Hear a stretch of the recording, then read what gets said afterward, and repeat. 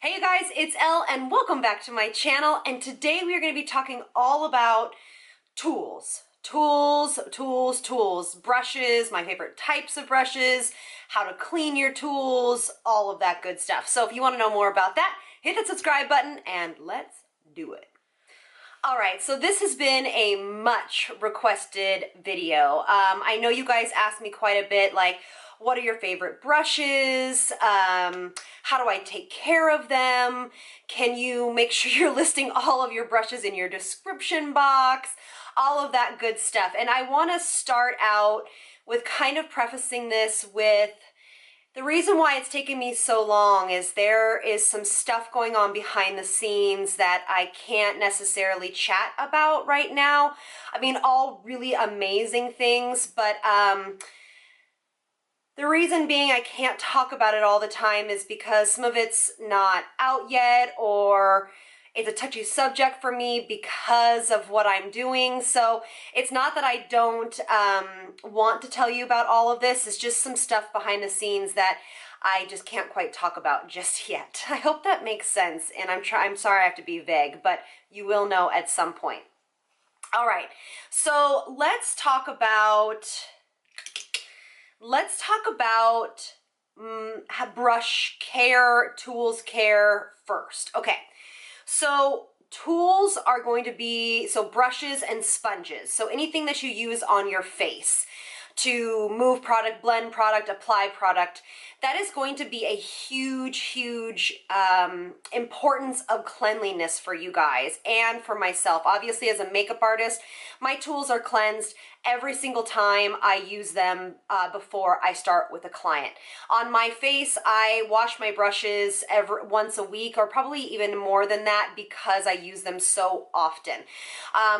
Buildup of product on brushes and sponges can actually be the #1 cause, and this is something I'm so passionate about, of bacterial infections. So acne, it can actually lead to aging of the skin. It can be very detrimental to the skin health that we don't constantly use clean tools. This is something that I've been very passionate about my whole career and continue to be. Also, too, taking care of your brushes helps them last longer. So you're not going to find me ever talking about, like, oh, I just use a brush for a little while and then I throw it away. I'm into, and I've always been this way, no matter if I did makeup or not, I'm into investing in brushes. Yes, I might have some Morphie brushes here that I absolutely love, but I didn't buy them because I was like, oh, they're really high quality and I love them. But I bought them because I wanted to see what they were all about. But mainly I buy brushes that are high quality, and then I don't have to buy them again for, I have some brushes here that I've had for maybe 10 years, and it's because I take such great care of them. So that's why I'm not like a Morphe affiliate or anything like that, or any other brush company. I am an affiliate of Sigma, but I just do it because Sigma has been around in my industry for so long. They are known for quality. They are known for innovation. They have patents on their brushes. Their technology in their brushes is superior to almost every brush out there. The types of fibers they use, so we can talk about it a little bit more after we go through these. But so that's why I just kind of wanted to start this off with by saying that I highly recommend you invest in brushes. You're going to notice a big difference in your application of your eyeshadows and of your foundation when you have quality tools. So you need to be washing your brushes at least once a week. You should really be deep cleaning them, and then whenever you do wash them, lay them out flat and never lay them out standing up, because you don't want water to come into this portion of the brush. So you want to wash them, lay them, squeegee them out, and lay them flat somewhere to dry until the next morning. Sometimes these bigger brushes will take longer than 24 hours to dry, so that's just the nature of the beast. So do it like on maybe a Saturday night or something like that, whenever you don't have to use them the next day.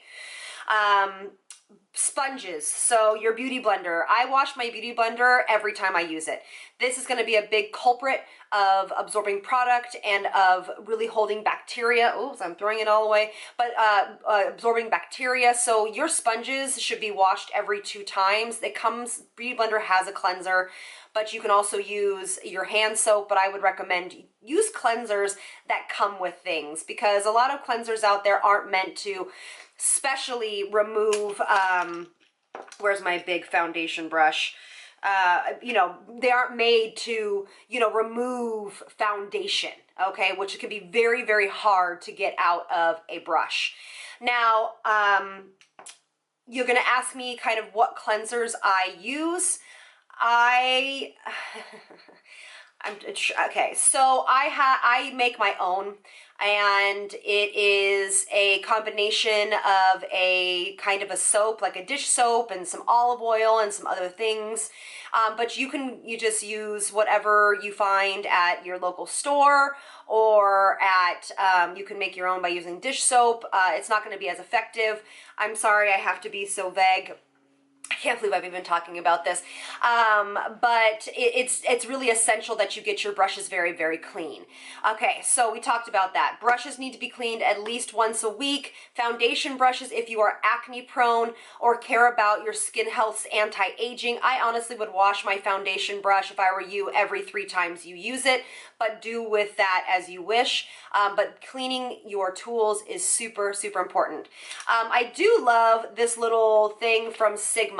It's like a mat, and it has different knobs and nodules all around it. I do use this. I also use my hand, but you just take a little bit of cleanser, you put it on here, and you work it around. Sigma has a really cool foam cleanser, but like I said, you can find those pretty much anywhere. But I love this little thing because it gets kind of down and deep and into the bristles.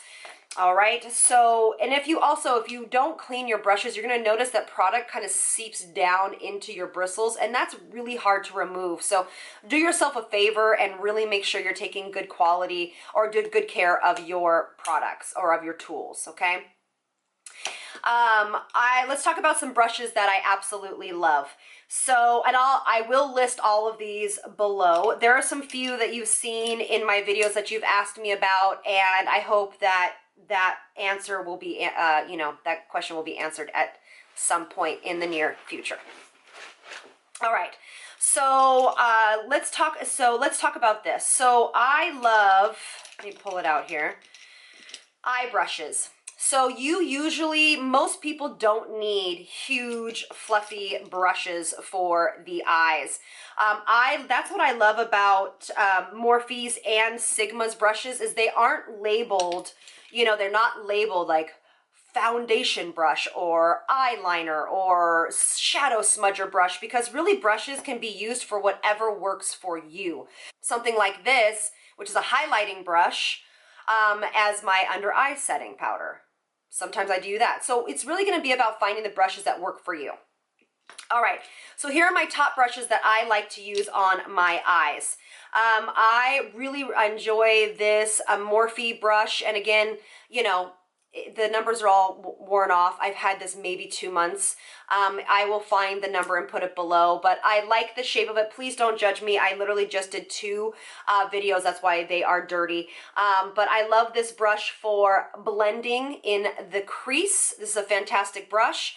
But again, you'll know that these bristles fall out. So the bristles are not super high quality, nor is the ferrule part of the brush. So that's what this is called, by the way. This is called a ferrule, all right? And the wood is not that great quality. I mean, a lot of you guys are out there that are just wanting to find like the cheapest brushes. You can find that at Target. You obviously can get Morphe brushes. It's not in my nature to be using brushes like that, but you can, you know, make your own decisions.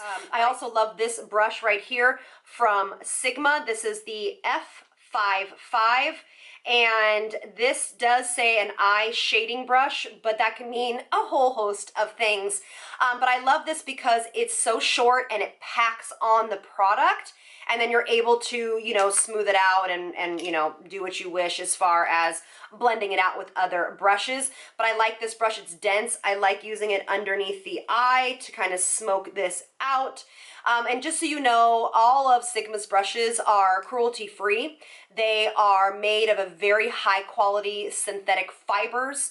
They also, I just want to tell you kind of what they say. Basically, these are all handcrafted, and the fibers prevent product absorption, which obviously saves us all money as far as foundation brushes, and they are all antimicrobial, which basically means they help keep these cleaner until you wash them. So that's something to really note as well. And there's also a whole host of things that are really cool about these brushes, but I won't go on because this is not a sponsored video. This is just what I feel. All right, so we got these two brushes for the eyes. I do love this Sigma brush, this E35, and I use this a lot for blending out with no product on this, but blending out any kind of harsh lines that might be up here. This is fantastic. I also love the Sigma also makes another brush. It's called an E40. I also like the MAC 224. Very, very similar. These are all kind of blending and shading brushes. Also, Morphie has one. This is the M573. This is a great brush for doing the same thing. I like how it's tapered on the end of it. That's great. So that would be my essential brushes for the eyes would be something like this, these three so far. And then I absolutely think everybody needs a pencil brush. This one is from MAC. I've had it literally so long, the number is worn off, but I will find that number and put it below. And then I absolutely love this brush. Where are you? From Makeup Forever. Where is it? Oh, here it is. This brush is one of my go-tos from Makeup Forever. This is also a thin synthetic brush. It is called the Wavy 144. And this I also use to kind of blend things out. This is not going to be great for a smaller eye shape, but I can use it because I use it kind of at an angle, the way it's tapered. But these brushes are all going to be great for all eye shapes. But this is something that's really on my list. I absolutely love this brush. You see me use it a lot. And then everybody needs a angled brush if you want to do liner or whatever like that. So this is what I would say. I don't, you know, I don't have a favorite one. I use so many different ones. This one's by Makeup Forever. So I would say these are your like essential eye brushes, these guys. And I'll actually clump them below. I'll put like essential eye brushes. And somebody asked me recently, like for brush sets that are like great for the eyes. I know Sephora actually makes some really great brush sets. They're not that high quality because their pro brushes are way more high quality, but they make some good sets. And I believe Sigma does too. I'm not quite sure. You guys would have to look on their website, but yeah, so throwing that out there. So for the face, I think that everybody needs a good old big powder brush. I like ones with long handles. I think it gives you more mobility. This one's by Bare Minerals. It's very short and sometimes you can push too much pressure on it. But I like this one. This one's from Sigma. This is the F30. What other one do I love? This one is by It Cosmetics. I love this one. This is the Heavenly Luxe Wand Ball Powder Brush. These two are amazing. I love this little guy. Where are you? This guy is a kind of a tapered or slanted brush. I use this for blush and bronzer. And this is the F40 from Sigma. I do really, really, really love this brush from Morphe. It's the M510 or the M510. I love this for all sorts of things, setting the under eyes for, you know, powder, highlighter, any kind of, you know, quick little powder touch-ups, you know, in between the eyes, above the brows, things like that. This is a fantastic little brush. I got their synthetic line too, their cruelty-free line. And then what else do I love? Their foundation brush, Sigma's foundation brush, the flat kabuki brush, the F80, is really, really fantastic. And I love that it doesn't absorb product as much as others. And then I do love this little Kevin Aquan brush. This is called the contour brush. I think it is so perfectly fit for if you were doing a cream or a very precise powder contour. It is very, very good. The placement of the bristles and how small it is, because usually when you're trying to do a typical contour, not a bronzer, but a typical contour, you don't want this big old brush right here. You want something that's a little bit more focused, all right? So that is my essential face brushes. So something like this, I don't think you need both of these, but these two are fantastic. I think you definitely need a blush and bronzer brush, obviously a foundation brush, and then a little highlighter brush, and this little contour brush. Again, I'll group them together below so you can see. All right, so let's talk about my philosophy on the types of bristles. So my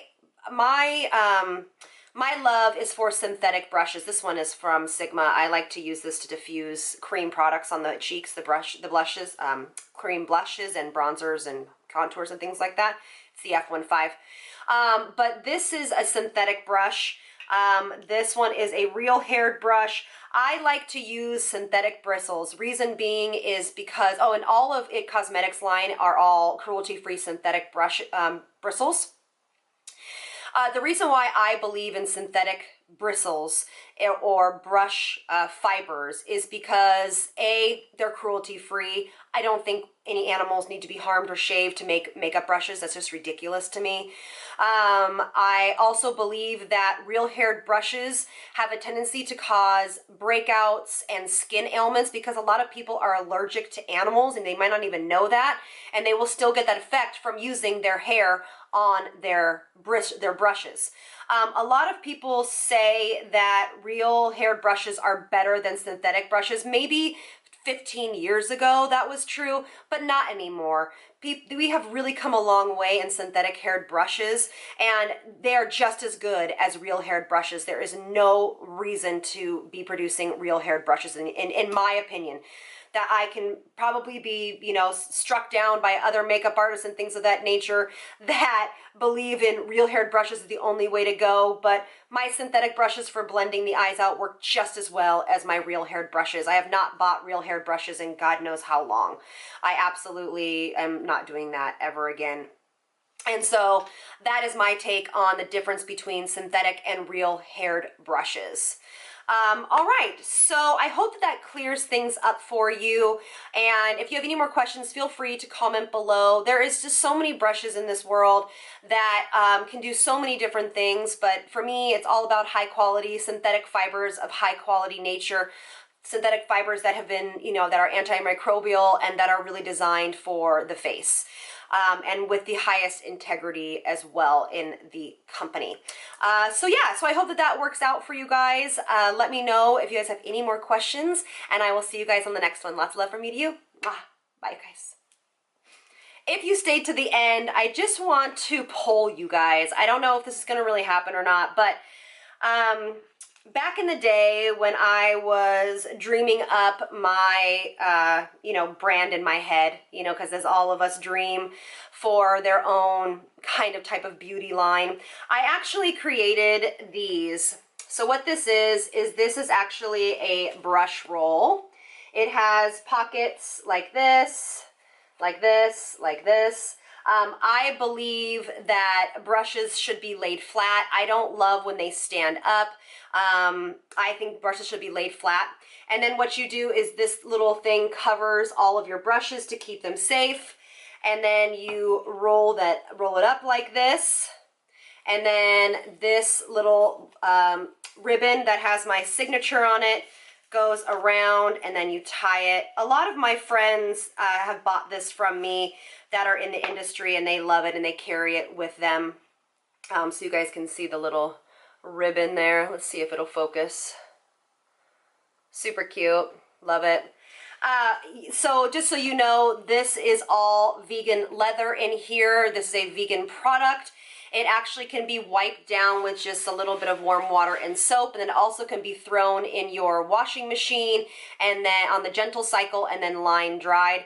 I don't know, would you guys buy something like this? I've been asked a couple of times, just a couple of times, for some, I feel weird saying this name, but like a merch shop, and I'm just not super into that, but I've always wanted to create a brand.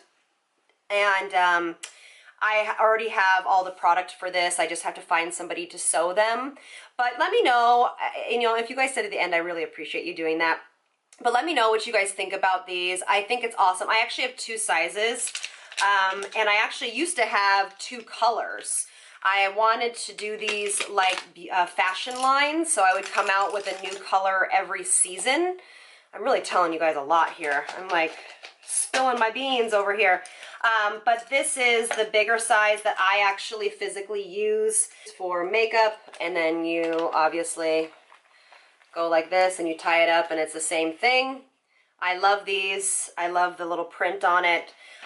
But let me know what you guys think. Let me know if you think I'm crazy or if that's not something that you guys are into. Honestly, you won't hurt my feelings. It's something that I've worked on for a long time, and I was just, you know, kind of thinking about it recently, like, oh, maybe I should make them again and see if you guys want any of them. I don't know.